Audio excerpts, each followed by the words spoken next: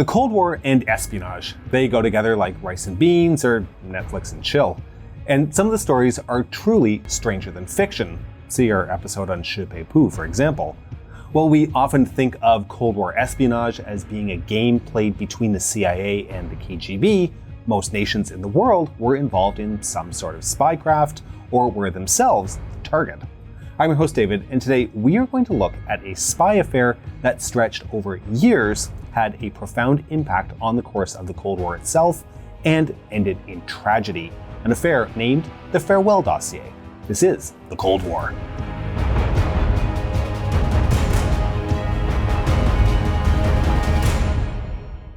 As a Cold War historian, some of the material I look at deals with how a Third World War would have been fought. And now, thanks to the sponsor of today's video, Conflict of Nations, I get to play out some of these scenarios. Conflict of Nations is a free, online PvP strategy game that lets you choose a real country to lead through World War III in games that can involve up to 128 different players and can take weeks to complete. Choose your own strategy by forging foreign alliances or declaring war, and then deploy your army that you've built, including tanks, jets, and even nuclear submarines, as you try to take over the world. Conflict of Nations supports true cross-platform play, letting you play for free from browser or mobile. Click the link in the description, choose your country, and fight your way to victory. Click our link for Conflict of Nations and receive 13,000 gold and 1 month of premium subscription for free. This is only available for the next 30 days, so don't lose time. In the summer of 1970, Parisian radios echoed with Joe Dassin's chart-topping single, L'Amérique.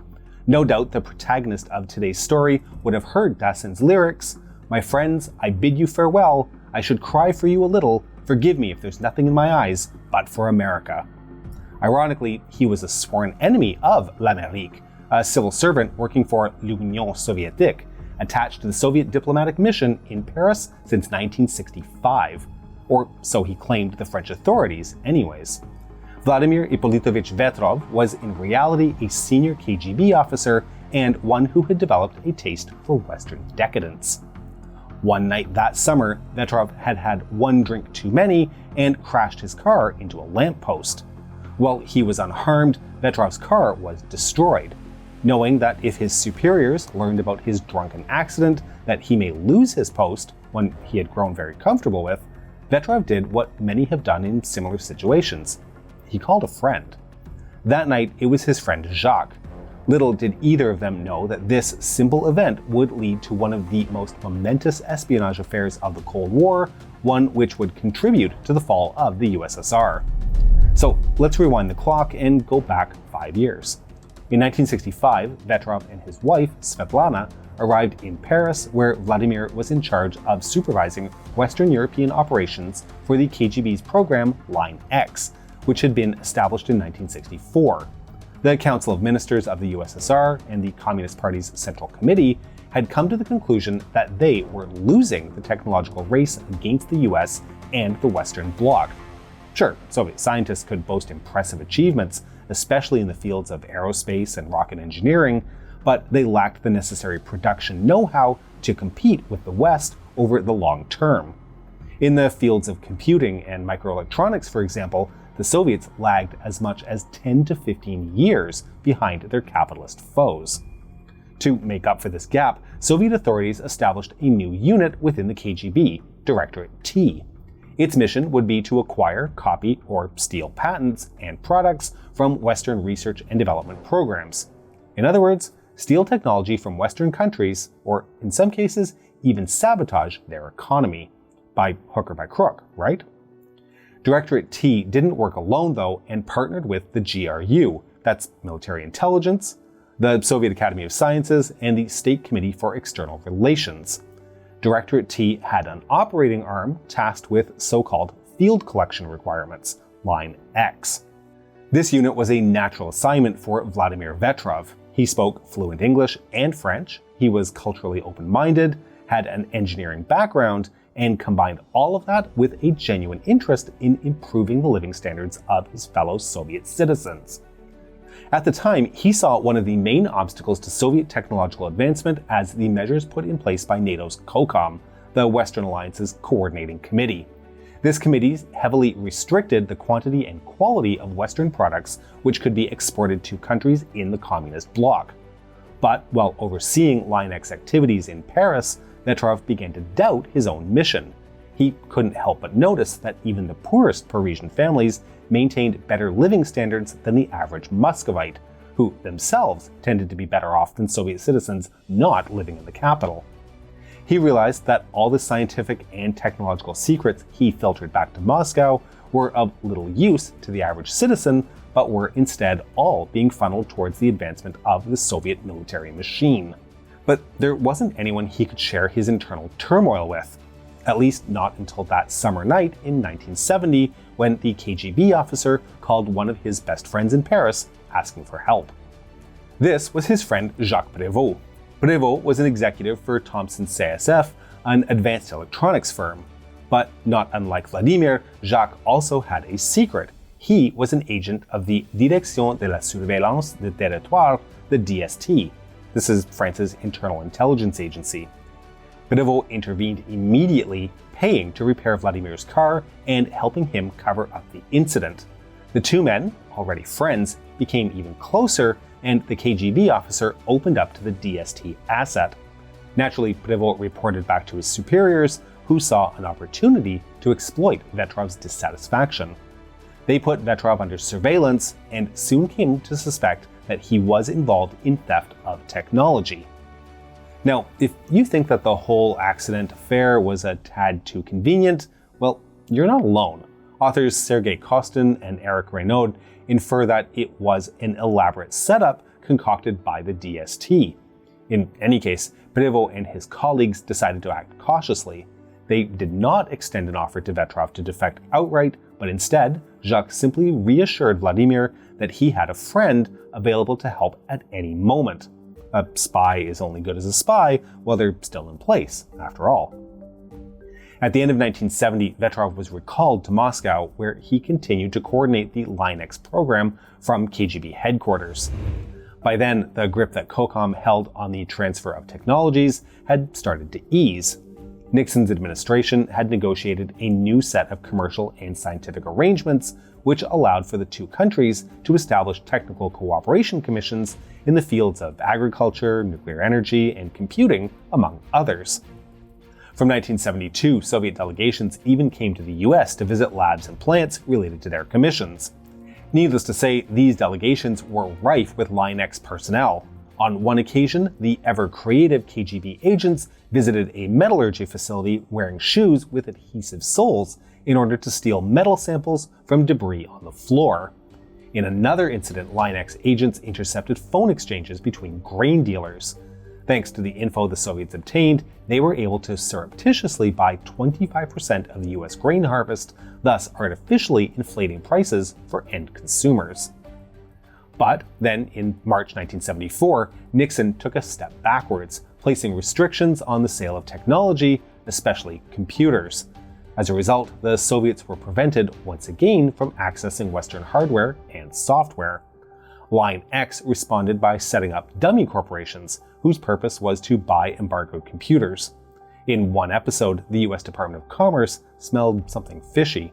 They intercepted the shipment of computers and replaced them with bags of sand. According to Gus Weiss, the special assistant to the Secretary of Defense, they also enclosed a note addressed to the Soviets, which in his words, quote, would not be politically correct to quote. As a side note, the computer embargo stimulated the development of local Soviet machines, such as the Electronika 60, released in 1978. Software engineer Alexei Payatnov would use an Electronika 60 to develop a malicious program destined to deal a severe blow to Western productivity, Tetris. Now, this takes us up to the 1980s. After a decade of toiling at Department T, Vladimir Vetrov finally decided to accept Prévost's offer for help. The long-awaited straight tetramino had arrived and was dropped vertically into place. In December 1980, Vladimir wrote a letter to Jacques asking for a meeting in Moscow.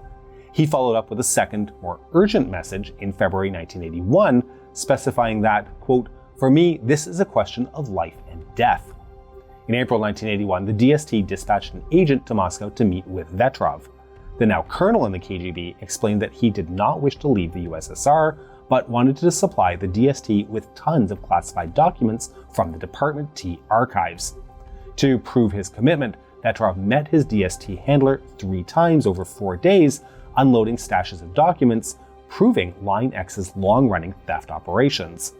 The DST was delighted with the wealth of information, but they were an internal agency ill-equipped to run missions abroad. Vetrov did not trust the French External Intelligence Service, the DGSE, as it may have been under KGB scrutiny. Therefore, the DST decided to involve their American allies, and a team of 5 CIA officers was sent to Europe. The CIA provided Vetrov with a miniature camera hidden inside a pen, which he used to photograph classified reports. The CIA team also accompanied the DST handlers to Moscow, taking care of counter-surveillance whenever Vetrov, now codenamed Farewell, met with a French agent. Through this process, Vetrov handed over what would be called the Farewell Dossier, a stash of 2,997 pages of documents. These proved the massive scope and spectacular success of Line X operations. For example, in 1979 alone, Line X had acquired 156 technical samples and 3,896 documents. More than half of those samples were related to the development of advanced weapons systems. In that year alone, the Soviet military aircraft industry had saved about $65 million in research and development thanks to technology theft. That's about $270 million today. The Farewell Dossier also helped Western agencies to root out moles working for the KGB. This included double agents such as the French engineer Pierre Bourdieu, who was passing on information regarding the Ariane rocket, or the German Manfred Rosch, department head at the Messerschmitt Aircraft Company, who revealed the technical specifications of the Panavia Tornado. Farewell also included a list of 250 Line X agents currently working undercover in the West. The Farewell Dossier even landed on the desk of the French president himself, François Mitterrand. At an economic summit in Ottawa in July 1981, Mitterrand took the occasion to share about Farewell with the new US President, Ronald Reagan. The impact of the dossier was immediate. US and Western intelligence services tightened their defenses against Line X intrusions, while COCOM enforced its rules more stringently. As per Vetrov, he continued to attend his rendezvous with the DST until February 1982, when he failed to show up. Had he gotten cold feet? Well, the reality is far more tragic. Vladimir and Svetlana's marriage had been a happy one by all accounts, but by early 1982, Vetrov had begun an affair with a KGB secretary. One evening, Vladimir and his lady friend were sitting in a car parked in a Moscow park, sipping champagne. Another KGB officer, who happened to be casually strolling by, noticed them and knocked on the car window to say hello. Vetrov catastrophically misinterpreted the situation and, believing he was about to be arrested, pulled out a knife and stabbed his fellow agent to death. Vetrov's companion ran away in horror, but Vetrov caught up with her and stabbed her too, leaving her for dead. 1 hour later, the crime scene was swarming with police and KGB officers. Displaying a severe lack of caution, Vetrov returned to the scene. To his surprise, the secretary was still alive and immediately identified him as the murderer. The police seized him and found the bloody knife in his pocket. Vetrov was quickly convicted of murder and sentenced to 12 years. The KGB kept a close eye on him, and especially on the letters he wrote to his wife, Svetlana. In one of them, he admitted that the murder case had forced him to abandon, quote, something big. Vladimir was interrogated, possibly tortured, and eventually forced to write a confession, which he entitled Confessions of a Traitor. In it, Vetrov defiantly stated that, quote, my only regret is that I was not able to cause more damage to the Soviet Union and render more service to France. The KGB thus had learned that Line X had been fatally compromised. As soon as the DST learned of Vetrov's arrest and confession, they moved to the attack. Hundreds of KGB and Line X operatives were arrested or expelled across France and other Western countries. Moscow responded by hastily recalling more than 200 agents before they could be seized by Western security services. Department T and Line X operations crumbled in a matter of weeks, leaving the Soviet Union vulnerable just as President Reagan announced the launch of the Strategic Defense Initiative in March 1983. This was an ambitious anti-ballistic missile defense system, also known as the Star Wars program, an incredibly technologically dependent program whose success could destabilize the nuclear security environment. But now, the USSR had to rely on its own resources to counter the intensive American military buildup. Its economy was just not strong enough to meet this pressure, an unsustainable effort which eventually contributed to the collapse of the Soviet Union. The last act of the farewell affair was the last farewell of the man who had initiated it. One morning in the spring of 1983, Colonel Vladimir Ippolitovich Vetrov was marched out of his cell and executed with a single shot to the back of his head. His body was never returned to Svetlana. My thanks again to Conflict of Nations, the free online PvP strategy game that lets you play out World War III. Click on the link in the description to get 13,000 gold and 1 month premium subscription for free. This offer is only available for 30 days, so don't lose time. We hope you've enjoyed today's episode, and to make sure you don't miss all of our future episodes, please make sure you're subscribed to our channel, have pressed the like button, and have updated your Sputnik web browser on your Electronica 60 so you can press the bell button. A huge thank you to all of our Patreon patrons, and if you aren't already, please consider supporting us on Patreon at patreon.com/thecoldwar or through YouTube membership. We can be reached via email at thecoldwarchannel@gmail.com.